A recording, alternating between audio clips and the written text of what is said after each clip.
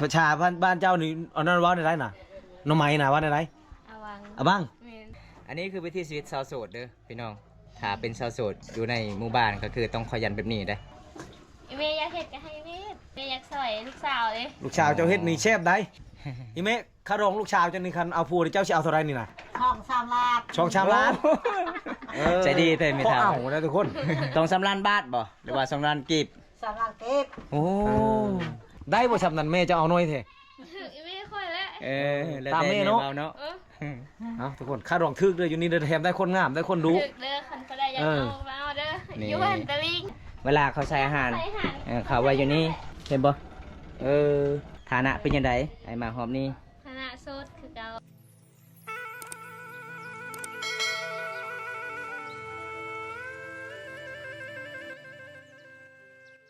สวัสดีสุขสวัสดีปลาได้น้ำไม้งามเนาะคนก็งามน้ำไม้ก็งามได้เป็นยังไงแม่เห็นแล้วบ่เฮือนครัวนะยังบ่มีเงินอีกบ่เพราะว่าช่วงนี้ใกล้สิฮอดหน้าฝนทุกคนเห็นครัวสุขนี่สงสารหลายเลยเพราะว่า FC ก็หลายคนคิดฮอดให้บ่าวตามาเยี่ยมมายามก็คือน้องไปเฮ็ดงานอยู่นครหลวงเวียงจันทน์นะทุกคนก็เลยเงินเดือนบ่ค่อยดีน้องก็กลับคืนมาอีกทุกคนมื่อนี้ก็คือได้ฟอน้องบอมตาก็ดีเจหลายพี่น้อง FC หลายๆคนคิดฮอดสาวสุขคนงามเขาว่าติดต่อสาวสุขส่วนนี้ก็คือส่วนหลายติดต่อบ่ได้เด้อทุกคน น้องบ่มีเน็ตไปสุดก่อนๆก็คือน้องบ่สบายก็เลยบอมตากับบ่ได้ทายน้องก็คือหลังจากนั้นน้องเศร้าเจ็บก็คือน้องไปเฮ็ดงานต่อน้องกลับมาก็คือได้จักมือเลยน้องประมาณเดือนหนึ่งแล้วเนาะโอ้เอาก็คือตัวนี้น้องกะสิต้มหน่อไม้บ่หรือว่าสิแกงต้มเอาเนาะอันนี้คือวิถีชีวิตชาวโสดเด้อพี่น้องถ้าเป็นชาวโสดอยู่ในหมู่บ้านก็คือต้องขยันแบบนี้ได้เสียเวียกไอ้พ่อไอ้แม่ส่วนไอ้แม่เพิ่นกำลังช่วยเขาช่วยลูกสาวเพิ่นตอนนี้ขาเวียกหลายไปเมื่อใดก็เห็นแต่แม่เฒ่าเพิ่นโอ้ยว่าเมื่อใดเนาะสิได้มาเยี่ยมมายามข่อยเบาตาเอ้ยคิดฮอดหลายเด้อโดนแล้วบ่ได้มาเพิ่นว่าเอ้าวันนี้ก็แวะมาเยี่ยมมายามทำข่าวขาเพิ่นว่าลูกสาวค่อยก็ยื้อเฮือนมาโลดเพิ่นว่าวันนี้ก็มาอีกคือเก่าทุกคนขินหอดจอดเทิงหลาย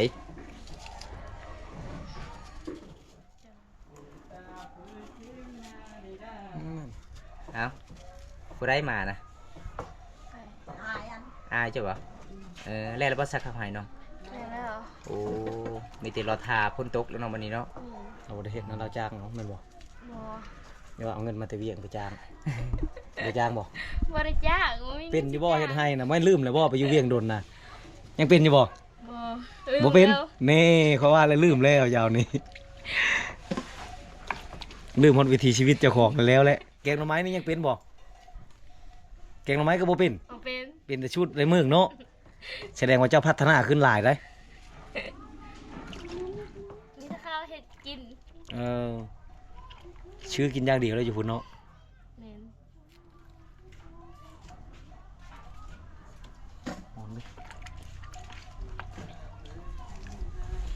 ได้เงินจากหลานมาบานบ่ได้เลยมีเลยมีแต่ค่ารถอ๋อมีแต่ค่ารถเนาะจ้างค่ารถประมาณเท่าไหร่น้องประมาณ400,000ป้ายโอ้400,000คือเฉพาะป้ายกับหรือว่ารวมเฉพาะไปเนาะเข้าไปกับ800,000-900,000แล้วเนาะโอ้พี่น้องเดินทางไกลเลยทุกคนตอนนี้คือประมาณเวลา3 โมง 4 โมงแรงแล้วนี่คือวิถีชีวิตชนบทเขาเจ้ากำลังสีเห็ดนึ่งข้าวเป่าไฟบรรยากาศยังแรงเลยทุกคนตอนนี้น้องสาวเพิ่นก็สิเก่งหน่อไม้โอ้น้องบ่3 คนไปหาหน่อไม้นี่บ่แม่นสาวมิงแล้วก็สาวสุกสาวบายได้หน่อไม้แล้วคือแบ่งกันบ่เฮ็ดไผเฮ็ดมันบ่เฉพาะของเจ้าที่นี่นะยังก็อย่าว่าเฮ็ดรวมกันนี่บ่เฉพาะของข่อยโอ้ได้ลายอยู่เนาะมาเนี่ยเลยผู้สาวงามนี่มันขนาดเลยเอา FC หลายๆคนอยากถักหาเจ้าได้แต่คนหาเพจเจ้าบ่ค่อยเจอส่วนหลายเขาบอกว่าสาวซุกนี่เปลี่ยนเพจตลอดเลยมันจะดินมีแต่เพจเดียวแหละเพจเดียวบ่เพจเดียวเหรอมีแต่เพจเดียวลายใจลายเบอร์ได้ครับเพราะว่าได้ใจเด้อใครฮักกิ้งโอ้ส สำเนียงลาวสำเนียงนครหลวงเวียงจันทน์เด้ เอาแบบไทยเวียง ก็คือน้องก็คือไปเฮ็ดเวียกอยู่ทางนครหลวงเลยทุกคนอ้าวไอแม่เพิ่นก็คือตอนนี้ก็สิซอยลูกสาวเพิ่นได้ไอแม่ก็เฒ่าแล้วบ่มีไฟใช้เวียกใช้งานบ่ได้ใจดีก็มาซอยไอ้แม่เพิ่นเด้อทุกคนเด้เรือนครัวก็สิอยู่บ่ได้แล้วไอแม่เพิ่นว่ามีเงินก่อนสิเลื่อยใหม่จึงคือเรือนครัวใหม่ตอนนี้ยังกะบ่ทันได้แปลงซ้ำเรือนครัวมันสิพังแล้วทุกคนมันสิล่มแล้วเนาะคันฝนตกเนาะ มีแต่สังกะสีผู้ใหญ่ใจดีซื้อมาตอนนั้นทุกคนเลย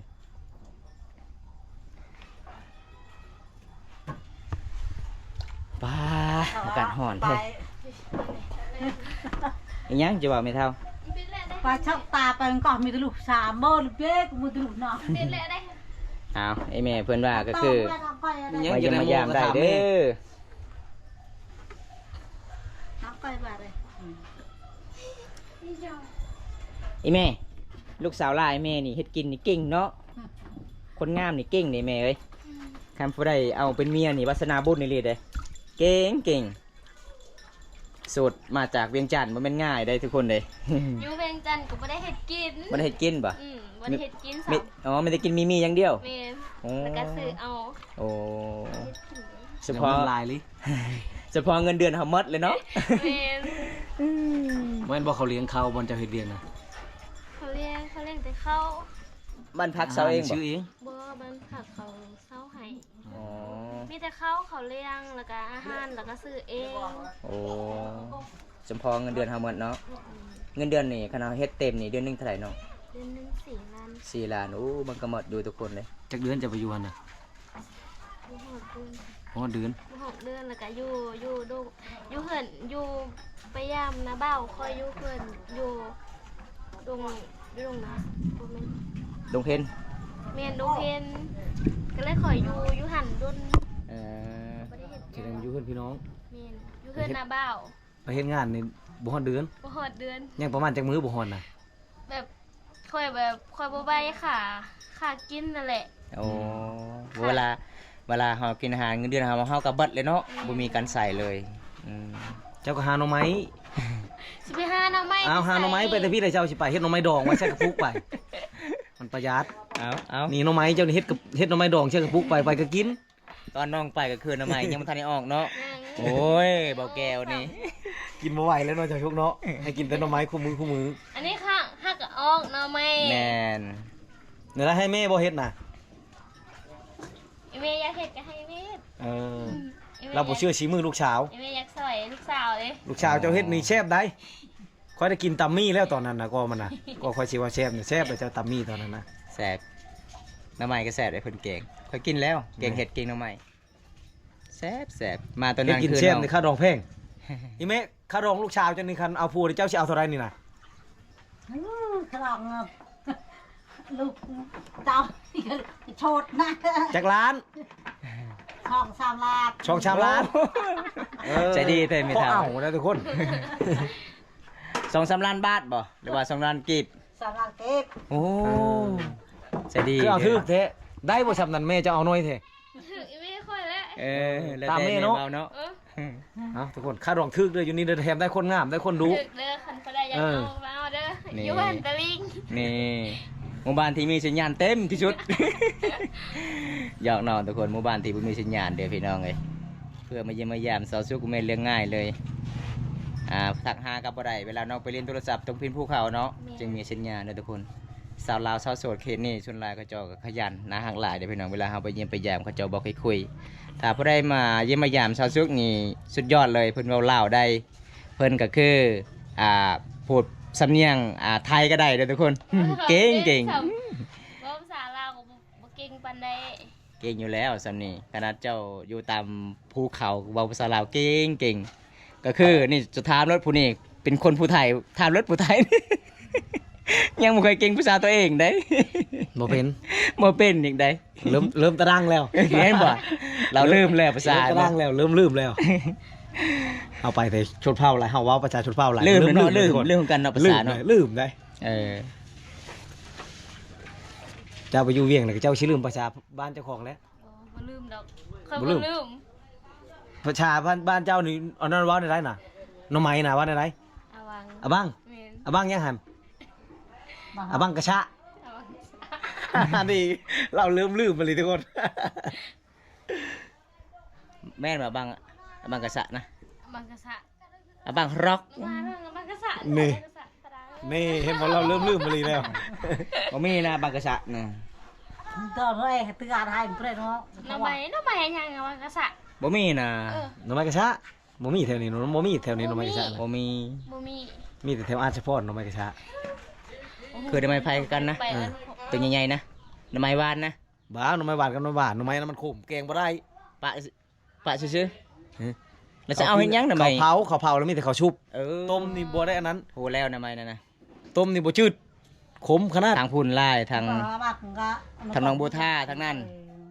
มึงชงคอนทางนั้นลาย น้ำหมัก เวลายามนั้นเขามาเอาจักเฮ็ดตอกมัดเข้าเขาขายแต่ท่า แม่น ให้กันนั่นแหละ หูแล้ว เอาไปแถวชวันแถวบ้านนั้นเฮ็ดบ่หน่อไม้แถวทางนะ เออ น้ำตรงนั้น บ่มีแถวนี้บ่มี นะเจ้าชมเอา เอ้าเจ้าขายเครื่องอยู่บ่ บ่เขาไม่ได้ขาย อ๋อบ่ได้ขายเครื่องนะ ห้านพุ่น อ๋อขอเลยคือว่าเจ้าขายเครื่องอีกมา เขาไม่ได้ขายเครื่อง บ่มีทุนนะ แต่กามัวเจ้า มีเพิ่นสิขาย อ๋อ ตีนนี้เอาก่อนบ่ได้บ่ แต่นี่อยู่ไส ตีนนี้อยู่เมืองหมดเลย โอ้ยไปสิ เจ้าก็เอาความงามของเจ้าไปประกันเอา โอ้ยไปสิ งามซำนี้บ่ให้บ่เครื่องนี่ว่านี่ เขาให้ได บ่เขาบ่ให้ดอก อีหยังอีแม่เฒ่าคือบ่ได้ต้มน้ำใหม่นะเนะไว้เพิ่นว่าจักหน่อยก้อนเลยทุกคนเลย เอาน้ำบ่ได้ เอาน้ำบ่ได้เอาลิกทางก่อนโอ้ เจ้าชุกก็บ่มา เอา เอา น้ำ เจ้า ก็ ก็ บ่ บ่ บบ อ อก ก เลย โอ้ยเหยียบตีนบ้าบุตาแล้วนะตามทางเจ้าน่ะ น้ำก็บ่ บ้าบุตานี่ น้ำก็บ่ได้มี สาวสุกอยู่ไสคู่ที่บอมตาซื้อให้ตอนนั้น3คู่นะ โอ้โห แตกมาแล้ว น้ โอ้อยู่พุ่นบ่โอ้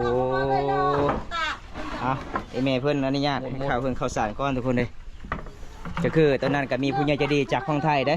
ช่วยเหลือน้องซื้อสังกะสีและคุสบู่แฟตแล้วก็มักเฟต เข้าเจ้าน่ะ วันนี้ก็คือคิดฮอดลายก็เลยมาเยี่ยมมายามน้องก็มาจากนครหลวงเมืองจันทร์ทุกคนปกติบอมตาก็อยากอัปเดตให้ไปที่11น้องให้ FC นะครับชมน้ำกัน ำหืม ไม่ยั้งอันนี้ทางไข่เอาขึ้นนี่ยังย่างไก่ทางไก่ไปนี่บ่ แม่ ฮะ เวลาเขาใส่อา หุ หาย ร พอนี่แหละ เวลาเขาใส่อาหาร ใส่อาหาร เขาไว้อยู่นี่เขาบอกให้แมวเด้บอกให้แมวกัดเด้ เอา นี่ หา เด้ ไว้นี่นี่ นี่เขาเจ้าจะเบิ่งนี่แม่เขาเจ้าบ่มีกับบางเขาเจ้าสาดนี่เด้นี่เห็นบ่ เออ อาหารต้องเอาไว้อยู่นี่ก็คือแม่มันขึ้นบ่ได้เด้นี่มีป่าเห็นบ่มันเป็นตามพื้นที่ชนวัดบรูเด้อ คักเลยเขาเห็นบอลว่าเห็นอยู่หลายหื่นคิดว่าเขาไว้เห็นหยังได้ เออ อย่าเอาใกล้ขึ้นมาขังไว้นี่บ่เนาะเอาอาหารไว้นี่เลยทุกคน ก็คือแม่มันขึ้นบ่ได้เด้ ห้องผมมีตู้เย็นเนาะไว้นี่เนาะยานแมวยานหยังเนาะอันนี้คือชูด ปลา เก็บรักษาอาหารเลยทุกคนเลยเก็บต้มเก็บแกงเก็บปิ้งเก็บป่นไว้หั่นคือชาวชุกนี่คันเวลาเฮ็ดดอกเจ้านี่ ของน้องทุกคน เหลือไว้หั่นเลยบอก แม่น เอาเฮ็ดหยังอันนี้นะอันนี้แก้คูนได้นี่นะบ่ได้แม่นม่นแค่นนั่นนี่นะทุกคนแก้คูนชดๆนั่นนี่นะชาวชุกนี่กินแก้คูนบ่ โอ้ยแม่คอย อย่าว่ากินแก้คูนเคี้ยวมากบ่เคี้ยวเนาะบ่คือผู้ชาวรุ่นก้อนนะคันผู้ชาวรุ่นก้อนนี่ปากบ่แดงเลยเขาเว้าผู้ชาวบ่ห้าม เป็ นะ นก่อนเขากินเหรอ กินต้องปากแดงได้ผู้ชาวตะกี้ไดคอยก็เกิดบ่ทันแต่ว่ารุ่นพ่อรุ่นหยังเขาเว้าให้ฟังตอนรุ่นเขาเป็นรุ่นผู้ชาวนะผู้ชาวต้องเคี้ยวมากต้องปากแดงได้ บ่ติเกบ่มีกระแปงทาเด้ คันว่าเจ้าผู้บ่าวยังบ่ล่มนะคันว่าปากบ่แดงเลยต้องปากแดงก็ถือว่าเป็นชาวแล้วอย่างเคี้ยวมากเลยปากแดงเลย เอาสมัยนี้คันปากบ่แด คือง มือนี่ชาติสติ๊กแดงนะแต่เขาน่ะเคี้ยวมากชุดก่อนนะรุ่นก่อนนะเจ้าก็ลองมึงบ่เคี้ยวมากบ่ บ่ กินบ่ได้เนาะ คันกินแล้วก็เคลมันดำ ผู้บ่าวบ่กล้าเลยบ่มาหาคันผู้บ่าวเห็นแล้วก็ญาติผู้บ่าว โอ้ นี้ เคี้ยวดีได้เห็นบอกผู้เฒ่าเคี้ยวเขานั่นรุ่นนะเคี้ยวเขาน่ะจักเขาเอาอย่างท่าดำๆนะเขาอายุ60-70เคี้ยวยังดีอยู่ ไปดอยดอกจะดอย แม่เพิ่นว่าย่อพาข้าวอีกได้ทุกคนเลยโอ้จะดีเลยเนาะอีแม่เพิ่นก็จะดีหลายทุกคนเลย เพื่อนจะบ่ได้ปัดสั่ง ใจดีทั้งชาวชุกพร้อม สำนี่แหละเฮือนเฮาปัดสำได้คือพุ่นกะมาดิเบิ่งเฮือนเจ้ามันปองหลายเห็นบ่ ยังบ่ทันแปลงทุกคนบ่มีใหม่เพิ่นว่าเพราะว่าอยู่นํกันเคยแม่กับไอ้พอ เฮ็ดเรือนเฮ็ดสารมันก็สิบ่มีเงินบ่มีคำสิเลยใหม่สิจ้างเขาอีกทุกคนมีช่างอาชีพแต่บ่มีเงินสิจ้างเขาเลยใหม่ บอยไปเองไป ใช้รถเดี๋ยวจะใช้รถเจ้ารักใช้ หน่อยก่อนเป็นหน่อยก่อนเป็นไข่ ต้มไม้ใช้คือชิมนูก่อน ให้มันบ้าน แต่ว่าชูดเคยเห็นชาวนิงเฮ็ดนี่แบบนี้ได้หรอว่าต้มน้ำให้น้ำฟดก้อนจากเอาหน่อไม้ลงน้ำมันโบเหลืองหรอวะ บัวต้มแล้วก็คันว่าเฮ็ดกินแล้วก็ให้น้ำพดก่อน อันนี้เจ้าคือใช้ทั้งน้ำทั้งหน่อไม้หรือพร้อมกัน ว่า เจ้า มั คื น อชู ต้ ด มบ่มันต้มบ่เป็นหยังดอก สาวสุกหมู่บ้านตะลิงตัวนี้น้องสาวเพิ่นกำลังสิต้มน้ำใหม่ก่อนฮ้อนหลายเลยทุกคนทางนี้ครับเพิ่นตกเฮือนของน้องบ้าอยู่บ่ได้เลยช่างอาชีพมันก็สิเป็นป่องหลายๆเลยทุกคนเลยสงสารน้องลายเลยน้องผู้หญิงหาเงินหาคำเว้นก็คือไปเฮ็ดงานอยู่นครหลวงเวียงจันทน์กะบ่ได้เงินบ่ได้คำน้องก็กลับคืนหายพลอยแม่คือเก่าไอ้พลอยแม่ก็เฒ่าแล้วพี่น้องเพื่อนเจ้านี่ฮ้อนแท้ดิเนาะ แม่นทอด ห้องกับแม่เลยทุกคนแหนมเบิงทำพุนก็เห็นฮอตตะเวนเห็นบ่ ชุมพอฮอนเนี่ยพี่น้องเพื่อนนอนทางนี้ก็คือแบบบ่มีแอมเลยทุกคนเลยเข้ามาเยี่ยมมายามเมื่อใดก็คือเพื่อนของน้องเริ่มพังมาหอบนี่เด้อทุกคนมาสุดก่อนก็คือบ่เห็นแต่ซองแฟนมาหอบนี่ก็คือลายแล้วสังกะสีมันเหี่ยมันตกแล้วทุกคนเห็นบ่นี่เป็นซาซุกเพราะว่าไม้เก่ากะใช้งานบ่ได้แล้วอันนี้มันสิหักแล้วทุกคนก็เลยน้องกับบ่กล้าเฮ็ดบ่มีเงินอยากเลยใหม่ต่อ มีแต่ช่างอาชีพผู้หญิงใจะดีช่วยเหลือน้องตอนนั้นทุกคนมาเมื่อนี้บรรยากาศยังแรงก็คือดีฟอน้องหาบังเอิญนี่ดีฟอน้องหากะไปหาหน้าใหม่ทุกคนเลยก็เลยมาเยี่ยมมายามน้องอยู่ถึงเงินถึงศาลเลย แต่ภาษาเคชนบทนี่ว่าฮ้อนนี่ยังกะยาเนาะ แม่น นุ่งเสื้อนี่หน้าซำใดกะใส่ไปเลย ต้มให้มันขาว โอ้ให้มันข้าวบ่ส่วนรายบ้านเฮานี่บ่ได้ทายบ่ได้ทากระแปลงลายบ่ แม่น อ๋อส่วนรายงานไปธรรมศาสตร์เลยทุกคน อันนี้คือน้ำไม้ไผ่เด้อพี่น้อง น้องไปหาน้ำไม้ไผ่น้องก็คือได้แล้วน้องก็สิต้มกิน เวลาสูตรน้องต้มกินน้องใส่เกลือแล้วก็คือให้มันสุกไวโอ้ฮ้อนแท้ฮ้อนว่าเมืองทีมงานเบาตาเปล่าๆเบาๆกันฮ้อนเด้อพี่น้อง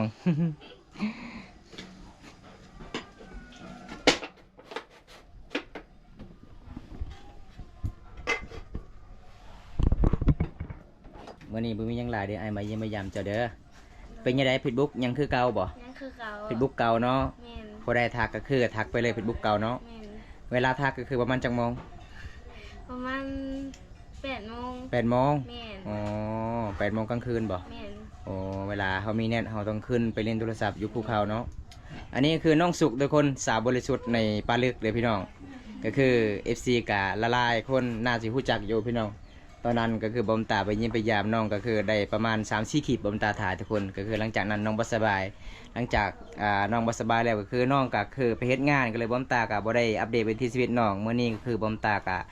มาอีกทุกคนเลยมาเยี่ยมมายามน้องคือเก่าน้องว่าฐานะเป็นยังไงไอ้มาหอบนี้ คณะโสดคือเก่า ยั ยัง โสดคือเก่าเลยเนาะอ๋อขนาดมาแต่นครหลวงเวียงจันทน์ก็ยังโสดเด้อทุกคนเลยพอได้อยากทักก็ทักได้เนาะ แม่น เอาบอมตากะสิกลับบ้านก่อนทุกคนโอกาสหน้าถ้าผู้ใดอยากทักหาน้องก็คือมาทักได้เลยทุกคน จะหมดอยู่ ยัง ยังชุกอีก ยังบ่สุกอีกแล้วปลาเจ้านะปลาทุกคนเลยน้องล้านบอกหรือว่าน้องลานเนาะ แม่น อ๋อเอาบอมตากะสิปิดคลิปไปชนนี้ก่อนพอได้ครับชมคลิปนี้แล้วกะอย่าลืมพากกดไลค์กดแชร์กดติดตามเด้อพี่น้องเอ้ยถ้าผู้ใดอยากรับชมวิถีชีวิตน้องก็คือยามไกลสิฮอดน้องๆดำรงชีวิตอยู่ภูเขาเฮ็ดไร่เฮ็ดสวนเดี๋ยวบอมตากะอัปเดตทุกคนบ่ว่าจะเป็นยามฤดูเขาเจ้าหุบเขาให้มีมักแตงอหย่างต่างๆเขาเจ้าปลูกเนาะปลูกบ่ อ๋อเป็นตะมวนเนาะบ้านทำลงสวิตเนาะบ๊ายบายซีด้วยเนาะบ๊ายบาย